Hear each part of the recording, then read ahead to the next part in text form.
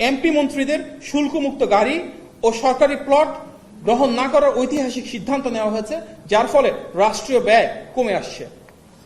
পাটজাত পণ্যের প্রাধান্য দিয়ে বিভিন্ন সরকারি অফিস এবং বিভিন্ন বেসরকারি শিল্প খাতকে পাটজাত পণ্য ব্যবহারের নির্দেশনা দেওয়া হয়েছে, প্রেরণা দেওয়া হচ্ছে। ডেঙ্গু প্রতিরোধে সাপ্তাহিক জাতীয় পরিচ্ছন্নতা অভিযান, স্থানীয় প্রশাসন ও কমিউনিটি সমন্বয়ে কার্যক্রম চলমান রয়েছে। দীর্ঘদিন বন্ধ থাকার পর হামের টিকাদান কর্মসূচি চালু হয়েছে, লক্ষ্য দ্রুততম সময়ে সারা দেশে সেটি প্রদান করা। চাঁদাবাজির বিরুদ্ধে ব্যবস্থা নেওয়ার জন্য গোয়েন্দা ও আইনশৃঙ্খলা বাহিনী দ্রুত পদক্ষেপ নিচ্ছে। আইনশৃঙ্খলা বজায় রাখার ক্ষেত্রে সর্বোচ্চ অগ্রাধিকার দেওয়া হচ্ছে। জনবান্ধব পুলিশ যেন গঠিত হয় এবং সেভাবে যেন জনসেবা করে সেটি নিশ্চিত করা হচ্ছে। ঢাকায় পরিবেশ বান্ধব ইলেকট্রিক বাস এবং নারীদের জন্য সম্পূর্ণ নারী পরিচালিত নিরাপদ বিশেষায়িত পিঙ্ক বাস সার্ভিস চালুর উদ্যোগ নেওয়া হয়েছে। জাতীয় নদী রক্ষা কমিশন আইন সংশোধনের একটি চূড়ান্ত খসড়া হয়েছে। এর ফলে নদী দখল ও দূষণ ফৌজদারি অপরাধ হিসেবে গণ্য হবে। এই আইনের অধীনে নদী দখলদাররা সর্বোচ্চ 5 বছর কারাদণ্ড বা 15 লাখ টাকা জরিমানা বা উভয় দণ্ডের মতো কঠোর শাস্তির প্রস্তাব রাখা হয়েছে।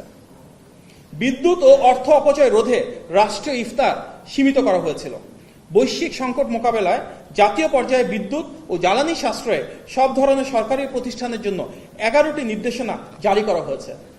লাইট কম ব্যবহার করে দিনের বেলা অফিস বা বাড়িঘরের পর্দার জানালা সরিয়ে সূর্যের আলো ব্যবহারের জন্য সবাইকে অনুপ্রাণিত করা হয়েছে। সরকারি অফিসে অর্ধেক ফ্যান, লাইট ও এসি চালানোর নির্দেশনা এসেছে। প্রথমবারের মতো এনটিআরসির মাধ্যমে বিভিন্ন বিদ্যালয়ের প্রধান শিক্ষক, কলেজের অধ্যক্ষ, উপাধ্যক্ষ নিয়োগে পরীক্ষার মেধাভিত্তিক নিয়োগ হতে যাচ্ছে। দেশের একমাত্র সরকারি তেল শোধনাগার ইস্টার্ন রিফাইনারি পিএলসির সক্ষমতা বাড়াতে এবং জ্বালানি নিরাপত্তা শক্তিশালী করতে দ্বিতীয় ইউনিট স্থাপনের পরিকল্পনা এগিয়ে নিচ্ছে সরকার। 2029 সালে দ্বিতীয় ইউনিটের পরীক্ষামূলক কার্যক্রম চালু করার উদ্যোগ নেওয়া হয়েছে। আন্তর্জাতিক দরপত্র আহ্বান করা হবে আগামী মাসেই। ফুটপাতের ব্যবসায়ীদের পুনর্বাসনের ও ভিন্ন স্থানে ব্যবসা পরিচালনার জন্য কার্যকর এবং বাস্তবমুখী উদ্যোগ নেওয়া হচ্ছে। বিএনপি ঐতিহাসিকভাবেই বাক স্বাধীনতায় বিশ্বাসী। সরকারের লক্ষ্য একটি উদার ও গণতান্ত্রিক সমাজ নির্মাণ করা, যেখানে কোনো ভিন্ন মত, বিশ্বাস বা পরিচয়ের মানুষ অবমূল্যায়িত হবেন না। মুক্ত ও নিরাপদ মত প্রকাশ, স্বাধীন গণমাধ্যম এবং বাধাহীন চিন্তার পরিবেশ নিশ্চিত করতে গত 2 মাসে এর কোনো ব্যত্যয় ঘটেনি। সরকার এমনকি মাননীয় প্রধানমন্ত্রীকে নিয়েও মিথ্যা অপপ্রচার ও অশালীন আচরণ করছেন অনেকেই, যা নজিরবিহীন। সর্বোচ্চ বাক স্বাধীনতার এই সময়ে সবাই মুক্ত ও নিরাপদে মত প্রকাশ করছেন। এমনকি একটি চিহ্নিত গোষ্ঠী হীন ও রাজনৈতিক স্বার্থে এর অপব্যবহার করছে। তবুও অটুট রয়েছে বহুমত ও কণ্ঠের পূর্ণাঙ্গ স্বাধীনতা। বহুপাক্ষিক আলোচনা ও কৌশল ঠিক করে হজরত শাহজালাল আন্তর্জাতিক বিমানবন্দরের 3য় টার্মিনাল দ্রুত চালুর উদ্যোগ নেওয়া হয়েছে। ঢাকা, চট্টগ্রাম ও সিলেটে শাহজালাল, শাহ আমানত ও এমএজি ওসমানী বিমানবন্দরে উন্নত দেশের মতো ফ্রি ইন্টারনেট ব্যবস্থার নির্দেশ ও সৈয়দপুরে বিমানবন্দরে তা অলরেডি উদ্বোধন করা হয়েছে। চলন্ত ট্রেনের যাত্রীদের সুবিধার জন্য ফ্রি ইন্টারনেট সেবা দেওয়ার উদ্যোগ নেওয়া হয়েছে। কারিগরি ও মাদ্রাসা শিক্ষা প্রতিষ্ঠানসমূহে আধুনিকায়নে আগামী 180 দিনের মধ্যে দেশের 2336টি কারিগরি ও 8232টি মাদ্রাসা শিক্ষা প্রতিষ্ঠানে ফ্রি ওয়াইফাই চালু করা হচ্ছে।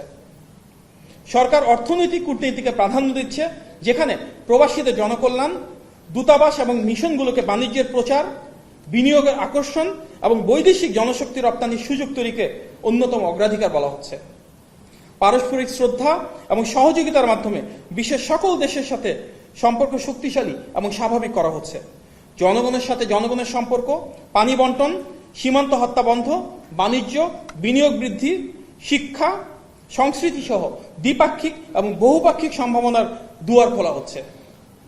বিদেশে পাচারকৃত অর্থ দেশে ফিরিয়ে আনতে প্রাথমিকভাবে 10টি দেশের সঙ্গে সম্পদ শনাক্তকরণ এবং পারস্পরিক আইনগত সহায়তা জোরদার করা হচ্ছে, যার মূল উদ্দেশ্য মানি লন্ডারিং এর মাধ্যমে যে টাকা বাংলাদেশ থেকে চলে গিয়েছিল সেটি যত দ্রুত সম্ভব দেশে ফিরিয়ে আনা।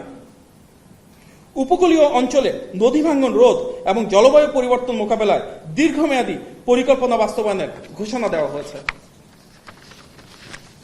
মানবাধিকারের সার্বজনীন ঘোষণাপত্র অনুযায়ী মানবাধিকার সুরক্ষা নিশ্চিত করা বিএনপির নির্বাচনী ইশতেহারের অন্যতম প্রতিশ্রুতি। আপনারা জানেন, বিএনপি সেই রাজনৈতিক দল আমাদের হাজার হাজার নেতাকর্মী গুম, খুন, হামলা মামলা শিকার হয়েছেন, পঙ্গুত্ব বরণ করেছেন। আমাদের 60 লাখ নেতাকর্মীর বিরুদ্ধে মিথ্যা মামলা দেওয়া হয়েছে।